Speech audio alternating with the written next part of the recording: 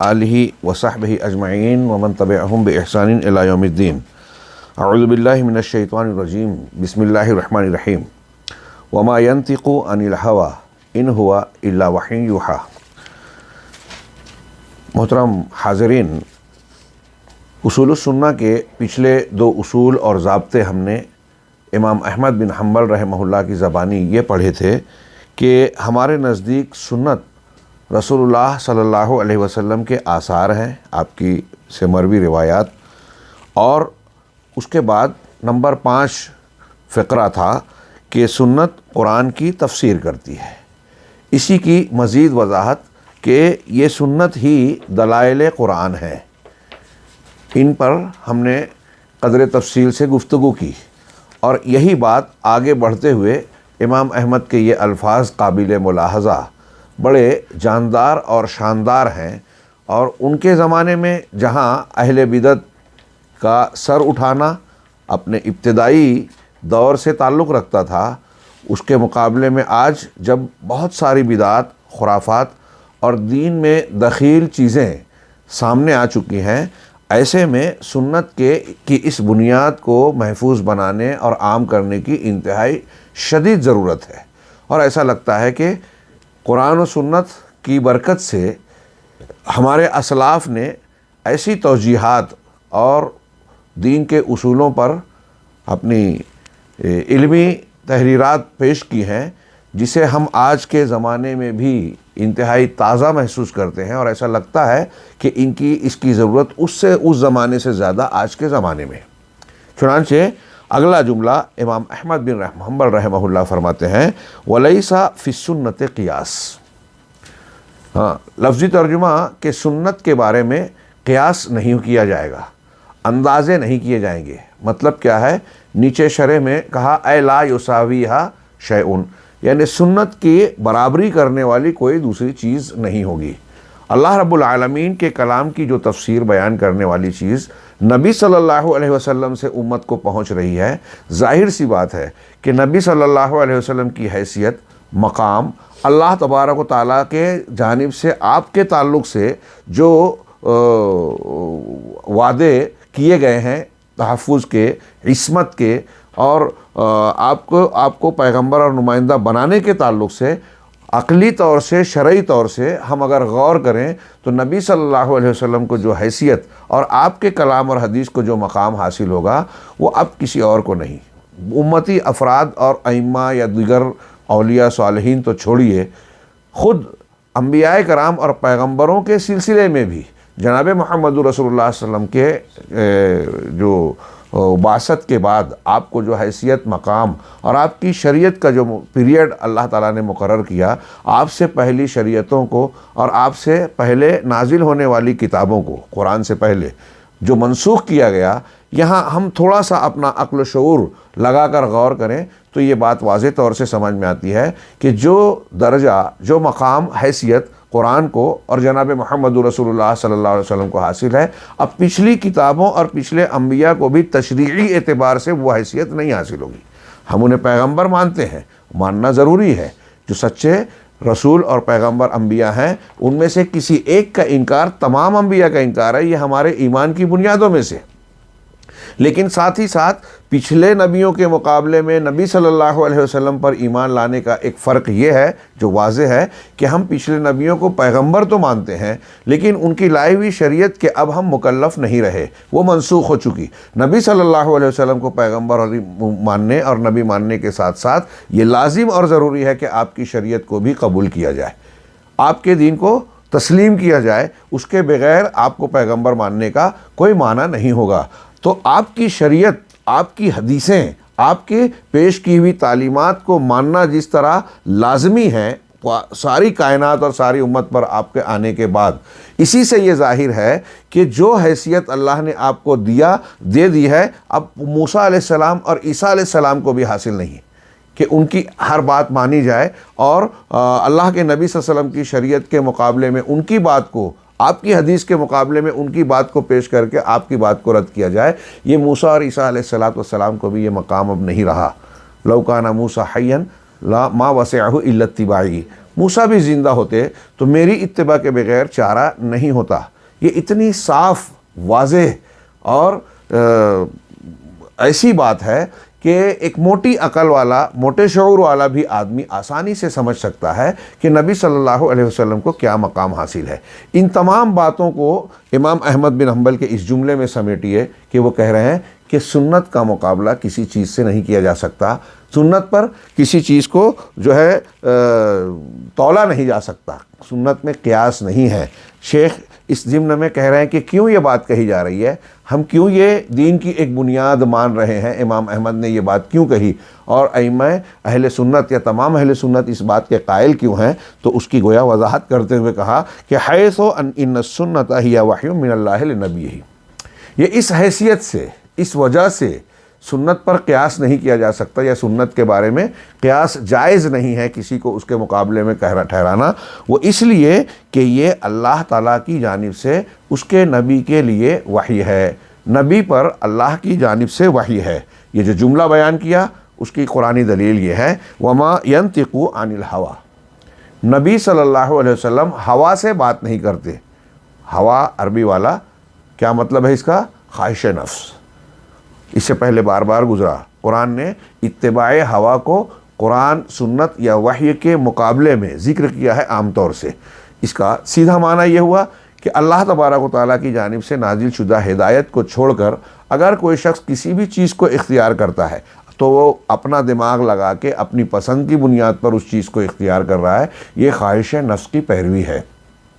اور گمراہی اور ضلالت کی ایک بڑی بنیاد ہے۔ چنانچہ اللہ کے نبی صلی اللہ علیہ وسلم کے بارے میں اللہ نے یہ توثیق کی، قرآن کے راوی ہیں، ان کی تعدیل کر رہا ہے رب العالمین، اور کہہ رہا ہے کہ اللہ کے نبی تمہارے پاس جو بھیجے گئے ہیں، یہ جو کچھ باتیں تمہارے سامنے پیش کر رہے ہیں یہ ان کی بات نہیں ہے، یہ اپنے دل سے، اپنے ذہن سے، اپنے ذہن کی اپج سے باتیں پیش نہیں کر رہے ہیں۔ ان ہوا الا وحی یوحا، یہ تو بس وہی چیز ہے، یہ صرف وحی ہے جو ان کی طرف القاء کی جا رہی ہے۔ کتنی صاف اور سیدھی بات ہے، کوئی جاہل سے جاہل آدمی پکڑ کر لایا جائے اور اسے قرآن کی آیت سنا کر اس کا ترجمہ بتایا جائے اور اس سے پوچھیں کہ کیا آپ کی سمجھ میں اس آیت کا مفہوم نہیں آیا، اللہ رب العالمین کے اس کلام کا مطلب آپ نہیں سمجھ سکے، تو میں نہیں سمجھتا کہ کوئی بھی موٹی سے موٹی عقل والا بھی یہ کہے کہ نہیں مجھے نہیں سمجھا، وہ کہے گا واضح ہے، صاف ہے۔ تو جو ایک موٹی عقل والا، ایک جاہل سے جاہل آدمی آسانی سے صرف ترجمہ سن کر جان جائے، وہ آج بہت سارے ایسے لوگوں کو سمجھ میں نہیں آتا جو اپنے آپ کو دانشور، مفکر، عقلانیین کا امام کہتے ہیں۔ نبی صلی اللہ علیہ وسلم کی باتوں میں کیڑا نکالنا وہ اس کا انکار ہے۔ یہ الگ بات ہے کہ وہ اپنی بات کو صحیح کہنے اور رسول اللہ صلی اللہ علیہ وسلم کی حدیثوں اور باتوں کو رد کرنے کے لیے بہانہ یہ بناتے ہیں کہ اللہ کے رسول صلی اللہ علیہ وسلم تک کتنی بھی مضبوط سند سے یہ بات کیا، نبی نے یہ کہا ہی نہیں ہے۔ گویا وہ یہ کہنا چاہتے ہیں کہ ہمیں اس بات کا یقین ہی نہیں ہے کہ اللہ کے نبی صلی اللہ علیہ وسلم نے یہ کہا ہوگا۔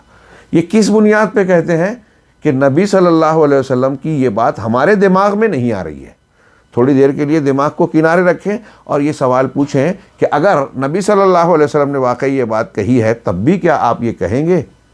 اس لیے اس امکان کو اور پھر دنیا کے اصولوں کو میں نے جیسا کہ اس سے پہلے ذکر کیا اور پھر سے کہوں کہ حدیثوں کو نقل کیا گیا ہے، اس میں صحیح اور ضعیف کے جن ضابطوں کو اختیار کیا گیا ہے وہ دنیا میں کسی بات کو قبول کرنے اور رد کرنے کا سب سے اعلیٰ اصول ہے فن حدیث۔ اس سے بہتر اصول ضابطہ کہیں نہیں ہے۔ اگر ان اصولوں کو کوئی شخص رد کر کے یا ان کو نظر انداز کر کے رسول اللہ صلی اللہ علیہ وسلم کی ثابت شدہ کسی حدیث کو رد کر رہا ہے تو وہ یہ کہہ رہا ہے کہ دنیا میں کسی بھی چیز کو قبول کرنے، بڑی سے بڑی سپریم کورٹ و فلاں کورٹ میں اگر کوئی فیصلہ کیا جا رہا ہے دلائل، شواہد، اصولوں اور قرائن کے ساتھ چیز کو دیکھ کر ایک جج یا ججوں کی پوری کمیٹی ایک فیصلہ کر رہی ہے کہ یہ بات صحیح ہے اور اس بنیاد پر فیصلہ کیا جا رہا ہے، تو وہ آدمی کہے گا کہ میری سمجھ میں نہیں آ رہا ہے۔ ججوں کی سمجھ میں آیا؟ ججوں کے سامنے، قضات کے سامنے جو دلائل ہیں، ثبوت و شواہد ہیں، وہ ان کے نزدیک قابل قبول ہے، میں نہیں مانتا۔ تو اس کا مطلب یہ ہوا کہ ایسا شخص کسی بھی چیز کو صحیح یا غلط ماننے کا کوئی معیار رکھتا ہی نہیں ہے۔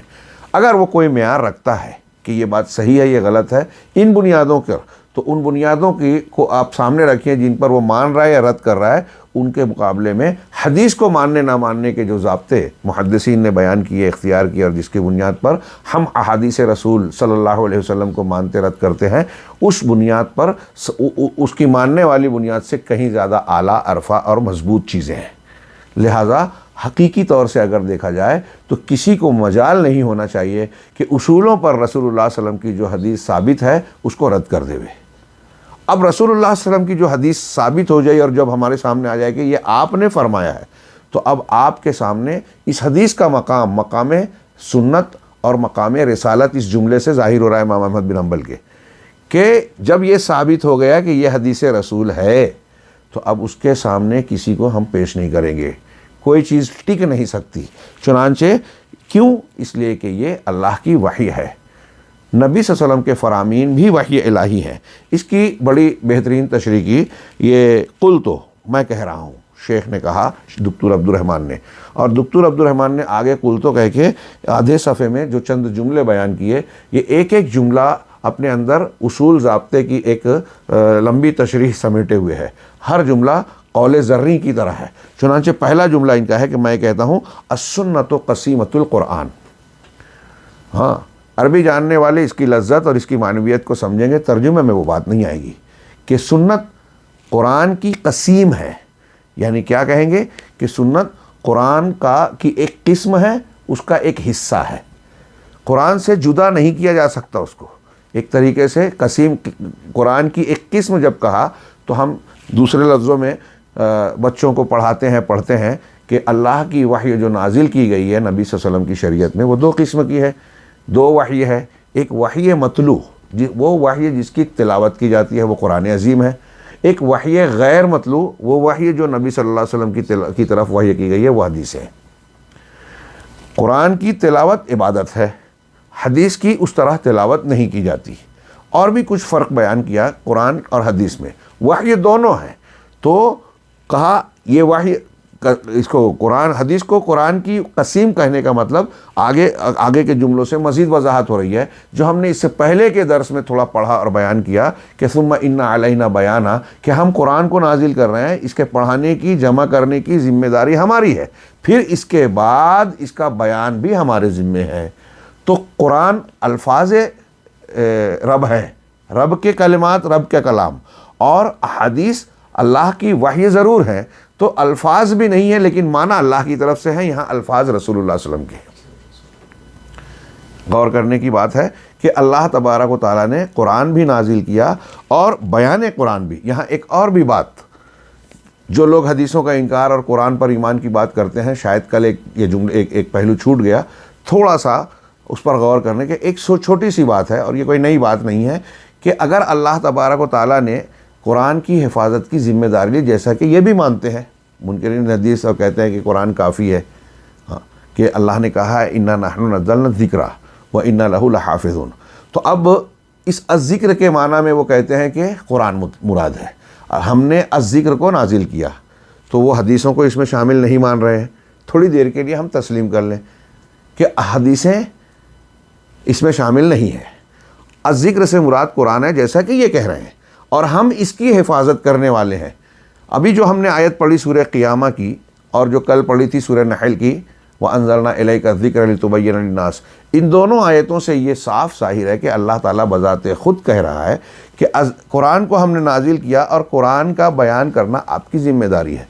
ہم آپ کو قرآن کے علاوہ قرآن کا بیان دیں گے۔ ان دونوں قرآن کی آیتوں سے یہ ثابت ہوا کہ قرآن الفاظ ہیں اور بیان قرآن اس کا معنی ہے، اس کی تشریح ہے، تعیین ہے، مقصود کو ظاہر کرنے والی چیز۔ سوال یہ ہے کہ اللہ تعالیٰ جو کہہ رہا ہے کہ ہم الذکر کو نازل کر کے اس کی حفاظت کریں گے، تو کیا اس کا مطلب یہ ہوا کہ صرف قرآن کے الفاظ کو اللہ قیامت تک محفوظ رکھے گا، قرآن کے بیان کو محفوظ نہیں رکھے گا؟ نبی صلی اللہ علیہ وسلم کے زمانے میں قرآن کے ساتھ، الفاظ کے ساتھ قرآن کے بیان کی بھی ضرورت تھی۔ آج کے زمانے میں کیا صرف قرآن کے کلمات اور الفاظ کی ضرورت ہے، معنی کی، بیان کی ضرورت نہیں ہے؟ موٹی سی بات ہے کہ قرآن کے الفاظ کے ساتھ قرآن کے معنی کی بھی ضرورت ہے، اور اگر یہ دونوں ساتھ ساتھ جڑے ہیں اس طریقے سے، تو اب سوچئے کہ اللہ تبارک و تعالیٰ نے قرآن کے الفاظ کی ذمہ داری تو لی کہ حفاظت کروں گا، معنی کو محفوظ نہیں رکھوں گا، تو قرآن کے الفاظ کی حفاظت کا فائدہ کیا ہوگا؟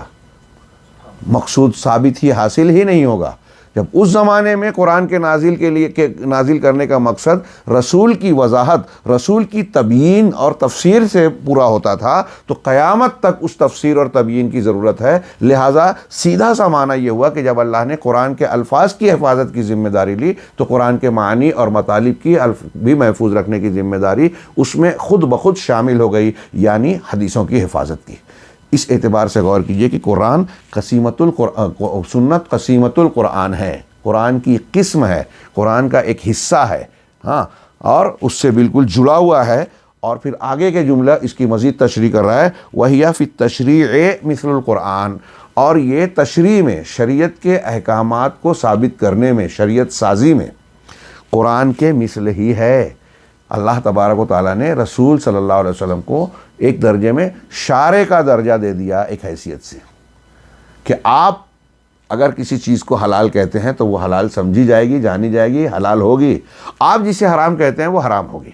نبی صلی اللہ علیہ وسلم کے علاوہ دنیا کی کسی بھی شخصیت کے بارے میں اگر کوئی عقیدہ رکھے تو مشرک ہو جائے گا۔ آپ کو تشریع یا شریعت ساز ماننے کے پر مشرک نہیں ہوگا۔ کیوں؟ اس لیے کہ آپ کو ہم یہ مانتے ہیں کہ جو کہہ رہے ہیں، جو مسائل بیان کر رہے ہیں، شریعت کی، دین کی باتیں بیان کر رہے ہیں، وہ آپ اپنی طرف سے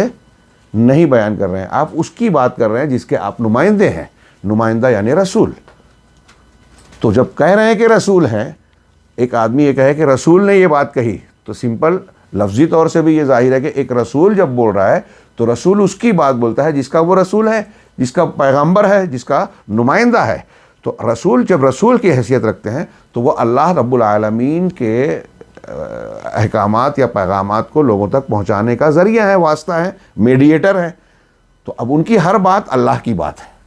اور یہ بات قرآن میں ذکر ہے، وَمَن يُطِعِ الرَّسُولَ فَقَدْ أَطَاعَ اللَّهَ، جس نے الرسول کی اطاعت کی اس نے اللہ کی اطاعت کی۔ اور دوسری جگہ پر جو اس کا الٹا معنی ہوا کہ جس نے رسول کی نافرمانی کی، اللہ کی نافرمانی کی۔ تو سمپل بات، انہوں نے کہا کہ تشریع کے سلسلے میں آپ کی سنت جو ہے، رسول اللہ صلی اللہ علیہ وسلم کی احادیث، وہ قرآن کی طرح ہی ہیں، مثل قرآن ہے۔ ہاں، یہاں یہ بھی یاد رکھے کہ بعض اہل علم نے اس بات پر تنبیہ فرمائی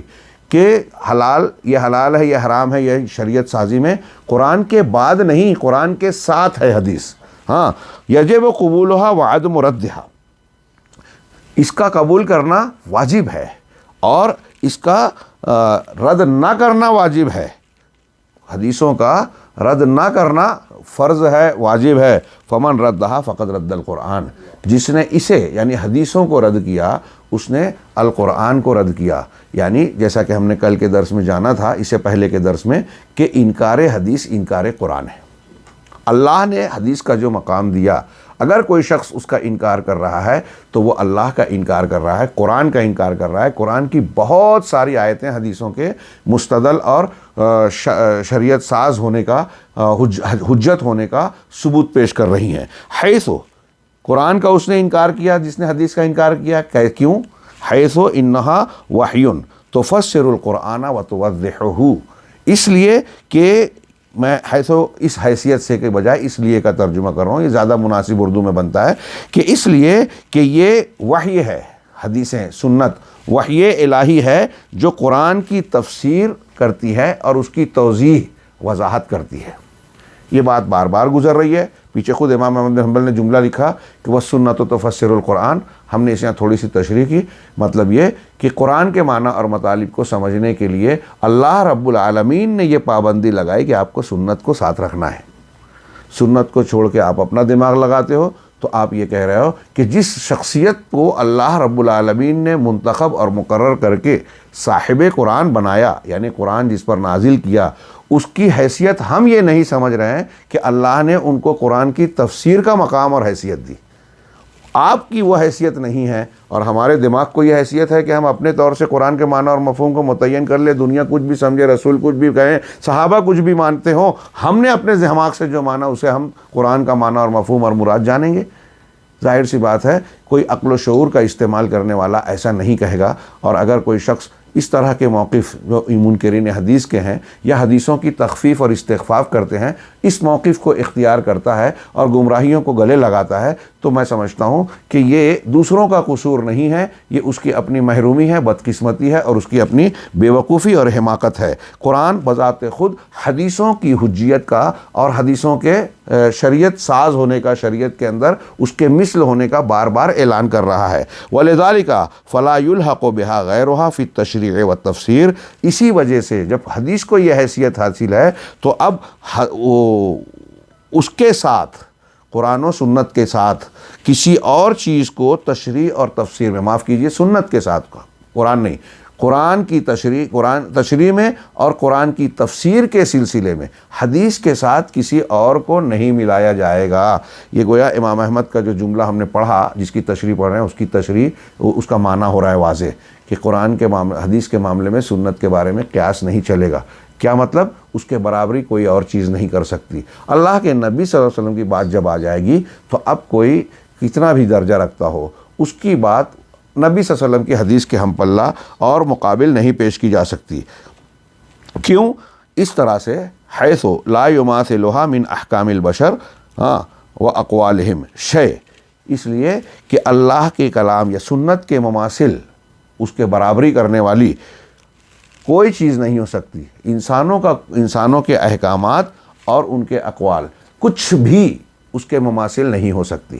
اب دنیا کا کوئی کتنا بھی درجے رکھنے والا انسان کوئی بات کہے، اپنے دماغ سے کوئی ہمارے سامنے لگے کہ یہ بڑا اچھا قانون پیش کر رہا ہے، ان کی بڑی اچھی اور خوبصورت بات ہے، دل کو بھاتی ہے، کوئی اس طرح کی بات، قانون، ضابطہ پیش کرتا ہے، وہ حدیث کے کچھ بھی برابری نہیں کر سکتی۔ یہ ایک ایمان والے انسان کو ماننا ضروری ہے۔ مومن بندے کو یہ یقین رکھنا چاہیے کہ نبی کی بات آ گئی تو اب کوئی بات ہم اس کے سامنے نہیں مانیں گے، کسی اور کے کلام کو پیش نہیں کریں گے۔ کاش ہمارے امت مسلمہ کے افراد دین کی اس ایک بنیاد کو، حدیث اور رسول کی اس مقام کو پہچانتے تو آج بہت ساری ایسی گمراہیاں،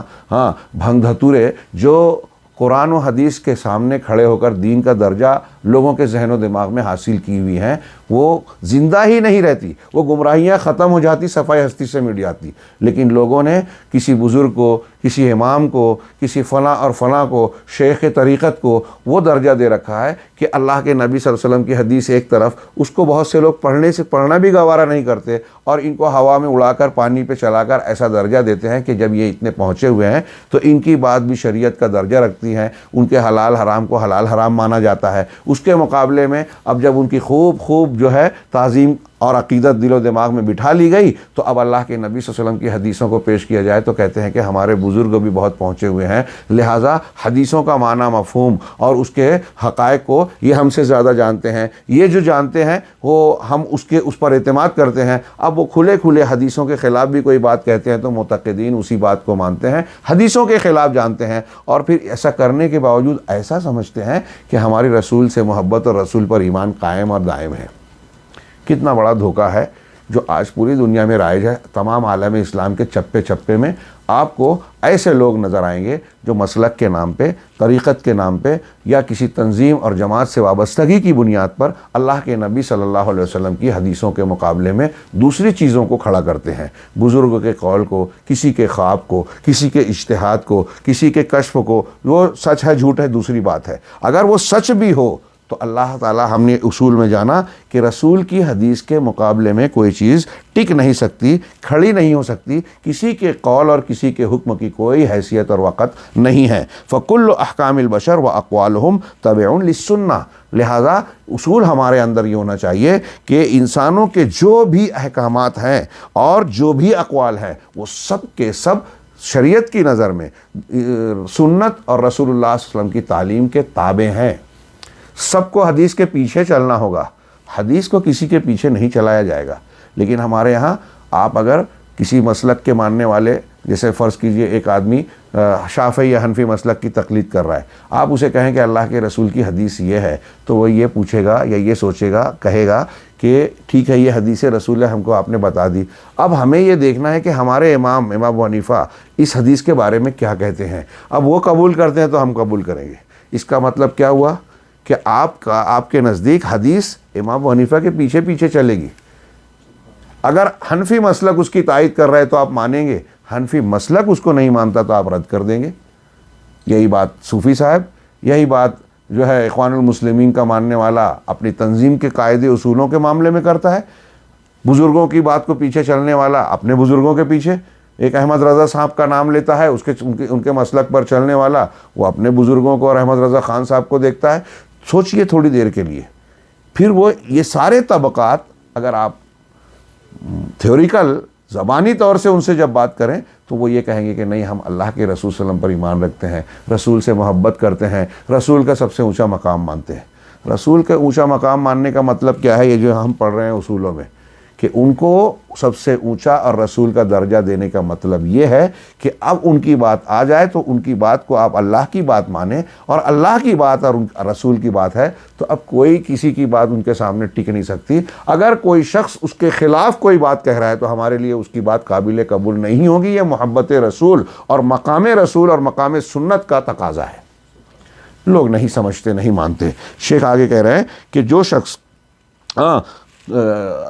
جتنی بھی اقوال انسان کے احکام اور ان کے اقوال ہیں سب کے سب سنت کے تابع ہوں گے. فمن وافقہ قبل, اب جس کی بات سنت کے موافق ہوگی وہ مقبول ہے. ہاں, ہم نے اس سے پہلے پڑھا, ہاں علماء نے یہ بیان کیا کہ دیکھیے وہ بخاری کی روایت جب حضرت ابو ہریرہ رضی اللہ تعالیٰ عنہ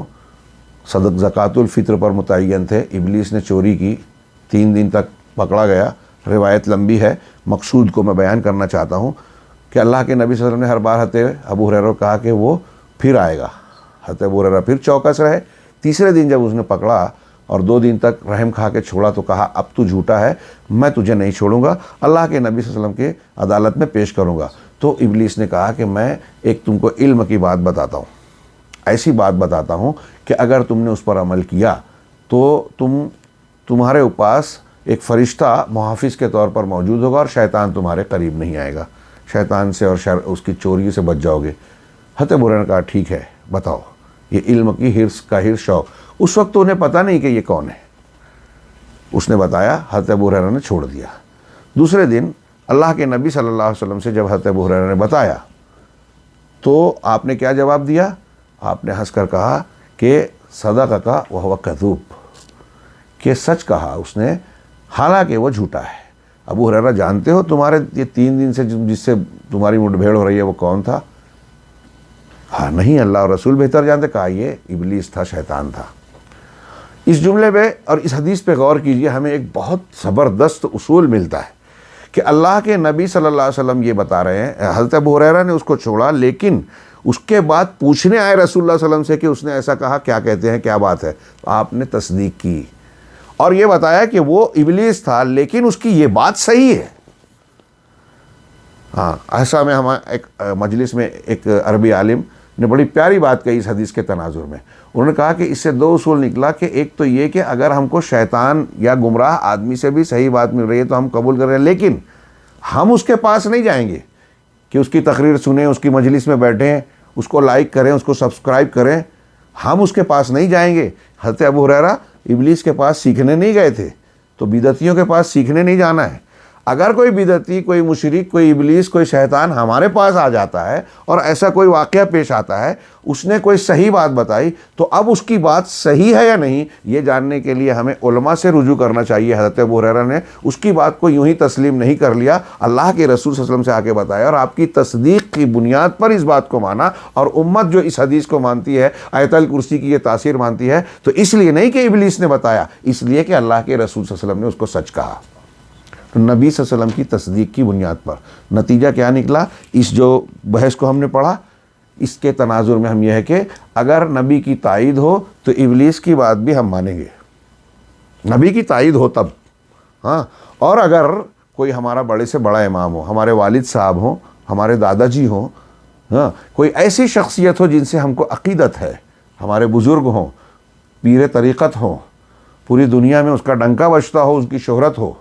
ہاں امام حرم ہوں, فلاں ہوں, کوئی بھی ہوں, اگر وہ کوئی ایک بات کہتے ہیں اور ہمیں یہ پتہ چل جائے کہ ان کی یہ بات اللہ کے نبی صلی اللہ علیہ وسلم کی بات کے خلاف ہے, اس سے ٹکراتی ہے تو ہم اس بڑے اور عظیم اور معتبر شخص کی بات کو بھی رد کر دیں گے یا قبول نہیں کریں گے، رسول کی بات مانیں گے۔ کتنی مثالیں ہیں۔ حضرت عمر نے حج تمتع سے منع کیا، حضرت علی نے حج تمتع کا احرام باندھا اور کہا کہ ہم ایک آدمی کے قول کی وجہ سے رسول کی بات نہیں چھوڑیں گے۔ ابن عمر نے بھی تمتع کا احرام باندھا، کچھ نے اعتراض کیا کہ آپ کے والد تو اس سے منع کرتے تھے، اللہ کے رسول نے اجازت دی، کہا مگر آپ کے والد تو منع کرتے تھے۔ تو آپ نے پوچھا کہ کیا میرے ابا کی بات مانی جائے گی، میرے والد کی بات مانی جائے گی یا اللہ کے رسول صلی اللہ علیہ وسلم کی؟ تو لوگوں نے کہا رسول اللہ صلی اللہ علیہ وسلم کی، کیونکہ اس زمانے میں یہ تقلید تو تھی نہیں کہ نہیں چلو ٹھیک ہے ان کو بھی سمجھا ہوگا اور ایسا ہوگا اور ویسا ہوگا اس لیے حدیث رد کر کے فلاں کی بات کو مان لے۔ وہ اس وقت یہ اختلاف اور یہ تقلیدی مزاج تھا ہی نہیں، کہا رسول کی بات مانی جائے گی۔ تو اللہ کے حضرت عبداللہ ابن عمر نے کہا تو سن لو، اللہ کے نبی صلی اللہ علیہ وسلم نے اللہ کے نبی صلی اللہ علیہ وسلم نے حج تمتع کی اجازت دی ہے۔ آپ یہاں ملاحظہ فرمائیں کہ حضرت ابن عمر کے لیے حضرت عمر فاروق خلیفہ راشد بھی تھے اور والد بھی تھے، رسول کی بات کے سامنے ان کی بات رد کر دی۔ کتنی کلیئر اور صاف بات ہے۔ عمر فاروق جن کے بارے میں کتنے فضائل ہیں، کتنی مرتبہ جنت کی بشارتیں، ان کے رائے کو اللہ تبارک و تعالیٰ نے قرآن کے ذریعے سے صحیح بھی قرار دیا۔ اللہ کے رسول نے بتایا کہ جس گلی سے گزر جائیں وہ شیطان راستہ بدل دیتا ہے۔ ان کے تعلق سے اور بھی کتنے فضائل ہیں ان کے مقام اور مرتبے کو واضح کرنے والے، لیکن ان کی بات حدیث کے خلاف اگر ہو گئی تو ہم رد کر دیں گے۔ حضرت علی نے بتایا، حضرت ابن عمر نے بتایا، حضرت ابن عباس نے بتایا، دوسرے صحابہ نے بتایا، تو اصول یہ جمع یہ بنا۔ یہ اس اصول کو آج مسلمانوں کی بہت بڑی تعداد نہیں جانتی۔ کوئی تقلید کے جال میں پھنس کر، کوئی تصوف کی بیعت کر کے، کوئی کسی اور غلط اور بدعتی اصولوں کو اختیار کر کے بزرگان دین کی عقیدت میں وہ اللہ کے نبی صلی اللہ علیہ وسلم کے مقام کو رد کرتے ہیں یا کو مجروح کرتے ہیں اور سنت کے مقام کو فراموش کر دیتے ہیں، اور اللہ کے رسول صلی اللہ علیہ وسلم کی احادیث اور سنت کے مقابلے میں دوسروں کو وہ مقام دیتے ہیں جو اس کا مقام ہونا چاہیے۔ اس کا سب سے بڑا ظاہرہ یہ ہے، ظاہری شکل اس گمراہی کی، کہ لوگ اپنے دین اور دین کی بنیادوں کو جاننے کے لیے اللہ اور رسول کی بات کو سمجھنے کی بجائے فلاں اور فلاں کو پڑھتے پڑھاتے ہیں، ان پہ توجہ دیتے ہیں۔ ان کے پاس قرآن و حدیث سیکھنے سکھانے پڑھنے پڑھانے کے لیے وقت نہیں ہے، اور اس کے لیے عذر ہے کہ بغیر فلاں اور فلاں کے جب ہم مقلد ہیں تو ہم کیسے حدیثوں کو سمجھ سکتے ہیں، ہم کیسے قرآن کو سمجھ سکتے ہیں۔ گویا اللہ تبارک و تعالیٰ اور رسول نے جو تعلیمات دنیا کی ہدایت کے لیے پیش کی، اس کے بارے میں یہ کہتے ہیں کہ وہ ہماری ہدایت کے لیے نہیں ہے، ہم تو فلاں سے ہدایت لیں گے۔ کتنے مظالم، کتنا بڑا ظلم دین کی بنیاد سے ہو رہا ہے، اور یہ ایک دم صاف ستھرے دین کے اصول جو ہیں اگر ان کی ترویج کر دی جائے، اصولوں پر یہ محنت کر دی جائے ہم عوامی تربیت کے طور سے، تو دین کے بہت سارے بگاڑ ہمارے یہاں سے ختم ہو جائیں گے۔ قرآن اور سنت کو صحیح طریقے سے سیکھنے سکھانے کا جب رواج ہو، قرآن اور حدیث کا مقام سمجھا جائے گا اور ان کو جاننے اور ماننے کے لیے صحابہ کے منہج کو سمجھا جائے گا، تو ہمارے یہاں آج جو دنیا میں اسلام کے نام پر جو گمراہیاں ہیں، الگ الگ مناہج ہیں، فکر کے اختلافات ہیں، اور اس تناظر میں ہم دیکھ رہے ہیں کہ ہر کوئی آپس میں ایک ساتھ رہتے ہوئے بھی ایک دوسرے کو نیچا دکھانے کی کوشش میں لگا ہوا ہے۔ ہمارے واٹس ایپ، ہمارے جو سوشل میڈیا کے گروپس میں ہم دیکھتے ہیں کہ بحثیں ہو رہی ہیں، وہاں تعمیر، تربیت، قرآن و سنت کی اشاعت سے زیادہ ہم دیکھتے ہیں کہ ہر کوئی اپنے منہج اور اپنی شخصیت کے، اپنے افکار کو غالب کرنے اور دوسروں کو مغلوب کرنے کی کوشش کر رہا ہے، جو ہم نے پیچھے پڑھا کہ دین کے سلسلے میں خصومات سے بچنا چاہیے، یہ ہمارے دین کا اصول ہے، لیکن لوگوں نے اس کو اپنی زندگی کا اصول بنا کر رکھا ہے کہ اس کو اختیار کیا جائے، جو دیناً چھوڑنا چاہیے اسے انہوں نے بنا کے رکھا ہے اور اس کو دین سمجھ رہے ہیں۔ اور اس پوری کوشش میں ہمیں یہ نظر آتا ہے کہ قرآن اور حدیث کو جو حیثیت اور مقام حاصل ہے وہ نہیں دیا ہے۔ اگر دیا ہوتا تو فلاں کے منہج کو، فلاں بزرگ و فلاں دانشور فلاں مفکر کے دفاع میں وہ قرآن و حدیث کے خلاف والے منہج کی تائید ہرگز نہ کرتے۔ چنانچہ شیخ نے کہا کہ اب اگر کوئی کسی انسان کی بات حکام قرآن و حدیث کے موافق ہے تو ہمارے لیے قابل قبول ہے، کیونکہ سب کی بات سنت کے تابع ہے۔ اب کوئی بات سنت کے موافق ہوگی تو اسے قبول کیا جائے گا، اور جو سنت کی مخالفت کرے گا وما خالفہا رد علی صاحبہ کائنا من کان۔ کیا جملے ہیں کہ اب اگر سنت کے خلاف کسی کی بات ہو تو اس کی بات رد کر دی جائے گی، وہ کوئی بھی ہو۔ ابھی ہم نے مثال دی حضرت عمر فاروق کی،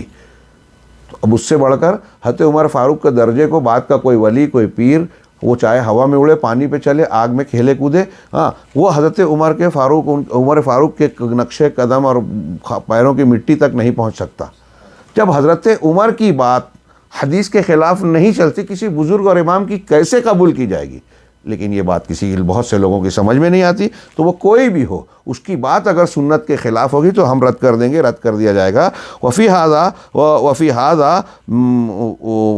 من ھذا الامام المبجل، اسی بارے میں اس امام مبجل کے اس قول کے، جو یہ عبارت امام اہل سنہ احمد بن حنبل رحمہ اللہ نے کہی کہ سنت جو ہے اس کے سلسلے میں قیاس نہیں چلے گا، اس بات کو جو انہوں نے بیان کیا، تو امام احمد بن حنبل کے، امام مبجل کے اس قول میں تعظیم للسنت بحق، سچی سنت کی سچی تعظیم واضح ہے امام احمد کے اس قول میں، کہ سنت کا مقام اور اس کے مقابل میں کسی اور کی بات کو درجہ نہیں دیا جائے گا۔ حیث قال، اس طرح سے کہ انہوں نے کہا لا یقاس علیہا، اس پر قیاس نہیں کیا جائے گا، مطلب کیا ہے کہ اے لا یساویہا، یعنی اس کا درجہ نہیں دیا جائے گا۔ ابھی آج کل یہاں مقاس یا مقیاس سائز کو، مقدار کو کہتے ہیں، تو جو سائز، جو مقدار، جو حیثیت حدیث کو حاصل ہے، وہ سائز و حیثیت و مقدار کسی اور چیز کو نہیں حاصل ہوگی۔ ولا یلحق بہا غیرہا، اور نہ ہی اس کے ساتھ کسی اور چیز کو ملایا جائے گا، یعنی سنت کے ساتھ سنت کا درجہ کسی اور چیز کو نہیں دیا جائے گا۔ من جمیع اقوال اہل الارض و احکامہم و تشریعاتہم، دنیا کے تمام لوگوں کے اقوال، ان کے احکام اور ان کی تشریعات کے میں سے، یعنی ان میں سے کوئی بھی چیز ہو، سنت کے سامنے کسی کو وہ درجہ نہیں ہوگا، سنت کے ساتھ ملایا بھی نہیں جائے گا۔ ہاں، من الملوک والرؤساء وغیرہم من العظماء مہما کانوا، وہ چاہے بادشاہوں میں سے ہو، رؤساء اور سرداروں میں سے ہو، یا ان کے علاوہ دوسری کوئی عظیم شخصیات ہی کیوں نہ ہو، مہما کانوا، وہ کوئی بھی ہو، کسی کی بھی بات سنت کے مقابل نہیں چلے گی، نہیں قبول کی جائے گی۔ وفی ھذا، اس بات میں جو یہاں ہم نے پڑھی، من ھذا الامام، اس بات میں اس امام یعنی امام احمد کی طرف سے رحمہ اللہ کی طرف سے رسول اللہ صلی اللہ علیہ وسلم کی بھی تعظیم ہے، آپ کی عظمت اور آپ کی عظمت شان کو گویا واضح کر رہے ہیں، کہ آپ کا جو ہے مقام اور حیثیت ہے وہ کسی اور کو حاصل نہیں ہے۔ ہمارے یہاں لوگ بعض حدیثوں کو جب ہم پیش کرتے ہیں تو وہ سوال اٹھاتے ہیں کہ ارے ہمارے امام کو نہیں سمجھا کیا، فلاں کو نہیں سمجھا کیا، آپ کو سمجھا؟ تو وہاں سیدھا سوال یہ کرنا چاہیے کہ آپ کے امام کو زیادہ سمجھا یا رسول اللہ صلی اللہ علیہ وسلم کو زیادہ سمجھا؟ حدیثوں کے تعلق سے دماغ لگاتے ہیں، کہ ایسا کرنے سے اس کا نقصان ہے، ویسا کرنے، تو گویا آپ اس قسم کی باتیں، جیسے مغرب کی اذان اور اقامت کے درمیان سنت ہے، ہمارے ہاں کچھ لوگ جو حنفی مسلک کے تحت اس کو نہیں ماننا چاہتے، وہ کہتے ہیں کہ ایسا کرنے سے فرض کی اہمیت گھٹتی ہے، کیونکہ مغرب کا وقت بہت تنگ ہوتا ہے۔ اب اللہ کے رسول صلی اللہ علیہ وسلم نے عملاً بھی کیا سنت پر، اس عمل قولاً بھی فرمایا، اور اللہ کے رسول صلی اللہ علیہ وسلم کے صحابہ نے آپ کے سامنے وہ 2 رکعت سنت پڑھی، یہ بخاری اور دوسری حدیث کی کتابوں میں موجود ہے روایتیں۔ اگر رسول اللہ صلی اللہ علیہ وسلم سے یہ ثابت ہے اور اس کے بعد ایک مسلمان بندہ یہ کہے کہ یہ سنت پڑھنے سے فرض کی اہمیت گھٹتی ہے، تو وہ کیا کہہ رہا ہے دوسرے لفظوں میں، کہ آپ کو وہ بات سمجھ میں آ گئی جو محمد رسول اللہ صلی اللہ علیہ وسلم کی سمجھ میں نہیں آئی۔ کیا اس میں اللہ کے رسول صلی اللہ علیہ وسلم کی تعظیم، عزت یا سنت کی عزت ہے؟ ہرگز نہیں۔ اس طرح کا سوچنے کا مزاج آج ہم کو بہت سارے مسلمانوں میں ملے گا، کہ ہاں ٹھیک ہے، ابھی ایک صاحب کہ بھائی نماز میں یہ انگلی ہلانا، اس سے بازو والے کو ڈسٹرب ہوتا ہے، بازو والے کی انگلی آپ کیوں دیکھ رہے ہیں؟ اور اگر اللہ کے رسول کہہ رہے ہیں، اب کسی کو انگلی سے ڈسٹرب ہو رہا ہے، کسی کو آمین تیز جہرن کہنے کی سنت سے ڈسٹرب ہو رہا ہے، تو آپ کو خلل ہو رہا ہے، ڈسٹرب ہو رہا ہے، یہ اللہ کے رسول صلی اللہ علیہ وسلم کو نہیں سمجھا تھا، آپ کی سمجھ میں آیا؟ ہم دوسرے جوابات کے مقابلے میں سب سے پہلا سوال یہ ہے کہ آپ زیادہ عقل والے ہیں یا رسول اللہ صلی اللہ علیہ وسلم عقل والے تھے؟ آپ کی بات زیادہ محفوظ، گہری، دور اندیشی پر مبنی ہے، یا اللہ اور رسول کی بات؟ حکمت والی ذات کون ہے؟ ہر اعتبار سے آپ غور کیجئے، اگر اس طریقے سے آدمی رسول کے مقام کو حقیقت میں سوچ کر غور کرے گا تو اپنی عقل کو پیچھے ڈالے گا اور کہے گا جیسے حضرت علی نے کہا تھا کہ لو کان الدین بالرأی لکان اسفل الخف اولا بالمسح من اعلیٰ، ہو کہ اگر دین کا معاملہ دار و مدار رائے اور عقل پہ ہوتا تو موزے کے نچلے حصے کا مسح زیادہ لائق ہوتا اوپری حصے کے مقابلے میں، کیونکہ گرد و غبار نیچے لگتا ہے، لیکن اللہ کے رسول صلی اللہ علیہ وسلم کو میں نے اوپر کے اس حصے پر مسح کرتے دیکھا ہے اور حکم دیا ہے، لہٰذا وہی قابل مسح ہے، اسی کی اتباع کی جائے گی۔ نبی صلی اللہ علیہ وسلم کا یہ ارشاد بھی اس سلسلے میں حرف آخر اور فیصلہ کن ہے۔ آپ نے فرمایا الا انی اوتیت القرآن ومثلہ معہ، کہ الا سن لو مجھے قرآن بھی دیا گیا ہے۔ اب قرآن کی کیا حیثیت ہے؟ اللہ کے کلام کی۔ منکرین حدیث اور حدیثوں کا انکار کرنے والے یا وہ حدیثوں کی اس کی تخفیف کر کے اپنی عقل لگانے والے غور کریں اس فرمان پہ کہ قرآن بھی دیا گیا ہے اور قرآن کے مثل، غور کرنے کی بات ہے، قرآن کے مثل اس کے علاوہ اور بھی دیا گیا ہے۔ مثل قرآن ہے حدیث، قرآن کے بعد نہیں ہے۔ بعض اعتبار سے لوگ فرق کرتے ہیں قرآن و حدیث میں، جیسے مطلوع غیر مطلوع میں نے کیا، لیکن حلال حرام قرار دینے میں، شریعت کو ثابت کرنے میں، عبادات کو ثابت کرنے میں قرآن اور حدیث دونوں برابر ہے۔ یہ اچھی طرح دماغ میں بٹھائیں۔ اور یہاں کہہ رہا ہے وَمِثْلَهُ مَعَهُ، قرآن کے ساتھ مجھے اس کے مثل، اس کے ساتھ اور بھی چیز دی گئی ہے۔ اور فَالسُّنَّةُ أَصْلٌ كَالْقُرْآن، ان تمام معروضات کا نتیجہ یہ نکلا کہ سنت بھی قرآن کی طرح دین کی اصل ہے۔ ہاں، اور تمام اہل سنت جو اہل حق ہیں ان کے یہاں یہ متفق علیہ بات ہے کہ دین کی دو بنیادیں اور مرجع قرآن اور حدیث ہے۔ بعض حیثیتوں سے دونوں ایک ہیں، ایک درجہ رکھتے ہیں، بعض حیثیتوں سے دونوں ایک درجہ رکھتے ہیں حلال حرام شرعی احکامات کو ثابت کرنے میں۔ یہ امام احمد بن حنبل کے اس قول کی مختصر سی تشریح ہے جو انہوں نے فرمایا وَلَيْسَ فِي السُّنَّةِ قِيَاسٌ۔ ہاں، اس کے بعد اگلا جملہ کہ اس سنت کے لیے مثالیں بیان نہیں کی جائے گی، اس جملے اور اس کی معنویت کو انشاءاللہ ہم اگلے درس میں دیکھیں گے۔ اللہ تبارک و تعالی ہمیں خیر کی توفیق دے، دین کی بنیادوں اور پورے دین کو سمجھ کر اپنی طاقت کے مطابق اس پر عمل کی توفیق دے اور اس کی برکت سے دنیا اور آخرت میں کامیابی سے نوازے۔ وآخر دعوانا ان الحمد للہ رب العالمین وصلی اللہ علیہ نبینا محمد۔